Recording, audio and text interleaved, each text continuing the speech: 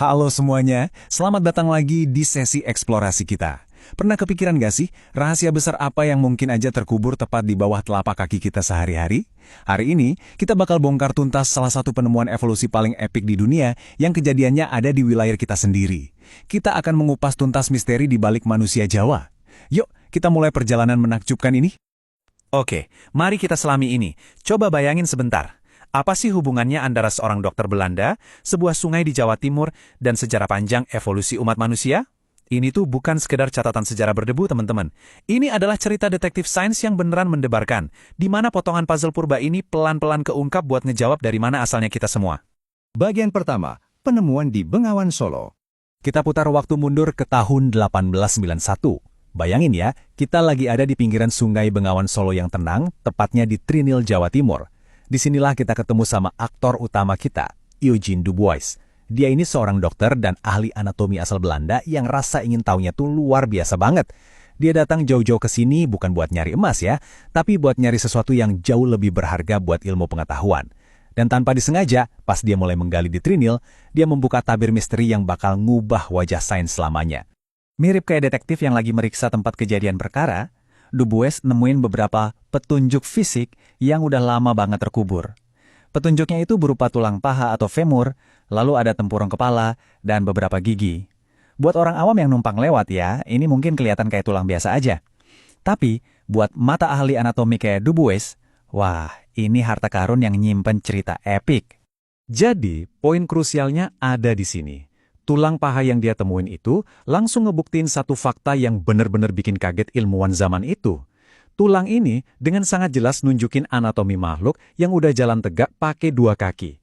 Fakta ini seketika ngeruntuhin semua tebakan awal soal kapan dan gimana primata purba mulai jalan keliling bumi. Nah, dari temuan tulang yang luar biasa ini, Dubois akhirnya merumuskan hipotesis awal dan ngasih nama yang ikonik banget, Pithecanthropus erectus. Kalau kita bedah dari bahasa Yunani, Pitheos itu artinya kera, Anthropos itu manusia, dan erectus artinya tegak. Jadi kesimpulan Dubois waktu itu, ini adalah manusia kera yang berjalan tegak. Sebuah deskripsi yang sangat gamblang kan buat ngegambarin apa yang dia yakini saat itu. Lanjut ke bagian kedua, anatomi manusia Jawa. Sekarang yang benar-benar menarik dari data ini adalah perbandingan ukuran otaknya. Coba kita lihat bareng-bareng.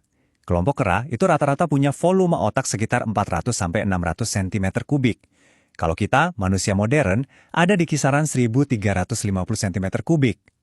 Terus posisi manusia Jawa ada di mana? Mereka tercatat ada di angka sekitar 900 cm3. Secara harfiah, kapasitas mental makhluk ini benar-benar pas di tengah-tengah. Jauh lebih berkembang dari kera, tapi belum nyampe ke level kita, manusia modern. Profil fisik yang lain juga nggak kalah bikin garu-garu kepala. Mereka punya dahi yang rendah dan mundur ke belakang, ditambah tulang alis yang tebel banget. Rahangnya super kuat buat ngunyah, tapi anehnya mereka nggak punya dagu. Nah paradoksnya tuh di sini. Di balik fitur tengkorak yang kelihatannya primitif banget ini, perkiraan tinggi badan mereka ternyata nyampe 165-180 cm. Dan mereka udah sepenuhnya jalan tegak. Jadi ini tuh kayak perpaduan bodi bawah yang modern dengan struktur kepala yang masih purba. Mencengangkan banget kan? Masuk ke bagian ketiga, mitos setengah kera.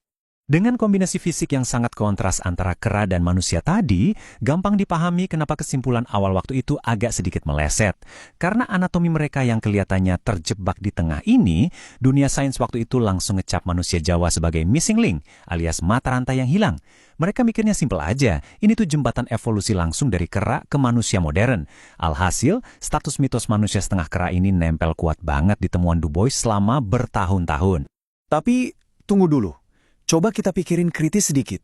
Masa iya sih mereka benar-benar cuma makhluk peralihan, beneran cuma setengah kera dan setengah manusia? Atau jangan-jangan selama ini kita terlalu meremehkan identitas dan kemampuan mereka yang sebenarnya? Pertanyaan inilah yang akhirnya jadi pemicu salah satu perombakan paling masif di dunia paleoantropologi modern. Bagian keempat, status baru Homo erectus. Mari kita tinggalkan mitos lama yang menyesatkan itu dan lihat gimana sains modern ngebangun pemahaman yang jauh lebih keren. Sains terkini dengan tegas mengubah paradigma tersebut. Manusia Jawa resmi direklasifikasi menjadi spesies Homo erectus. Ini tuh bukan sekedar ganti label atau permainan kata-kata loh. Ini penegasan kuat kalau mereka itu sama sekali bukan mata rantai yang hilang yang nggak jelas bentuknya, melainkan spesies manusia purba awal yang mandiri dan punya peran unik tersendiri dalam sejarah kehidupan. Dan coba deh kita lihat seberapa besar upgrade status ini kalau kita bahas kemampuan mereka. Sebagai bagian dari keluarga Homo erectus, mereka nggak cuma jago jalan tegak, mereka juga cerdas loh. Mereka udah bisa bikin dan pakai alat-alat bantu dari batu. Mereka ini makhluk sosial yang hidup di kelompok yang terstruktur. Bahkan, kemungkinan besar mereka udah ngerti cara pakai api. Deretan skill ini nggak buktiin secara telak kalau mereka udah ninggalin sifat kera dan merintis jalan menuju perilaku manusia seperti kita sekarang. Bagian kelima, jejak evolusi di Indonesia.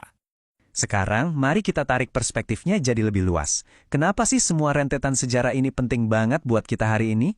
Nah, angka ini ngasih gambaran brilian tentang skala waktu yang lagi kita obrolin, 1 juta tahun.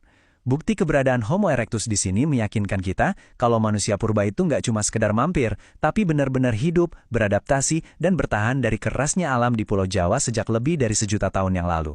Bayangin aja sejarah sedalam itu terjadi persis di atas tanah yang lagi kita injak saat ini. Kalau kita harus rangkum semuanya, penemuan manusia Jawa ini punya 3 dampak sejarah yang luar biasa. Pertama, ini mutlak ngebuktiin kalau Asia, khususnya Indonesia, adalah hub yang sangat krusial dalam panjangnya cerita evolusi manusia global. Kedua, ini mengonfirmasi timeline prasejarah yang sangat dalam soal kehebatan manusia bertahan hidup di Jawa. Dan ketiga, penggalian ambisius di Trinil inilah yang jadi fondasi lahirnya ilmu paleoantropologi di seluruh kawasan Asia Tenggara. Pada akhirnya, keseluruhan perjalanan epik dari temuan Eugène Dubois ini nyisain satu pikiran yang pastinya bikin kita semua makin penasaran. Kalau satu tulang aja di pinggiran Bengawan Solo bisa ngerombak total pemahaman dunia tentang dari mana asal kita, kira-kira ada berapa banyak lagi rahasia evolusi purba yang masih tidur terlelap, terkubur jauh di bawah tanah Asia ini, nunggu giliran buat ditemuin? Teruslah bertanya,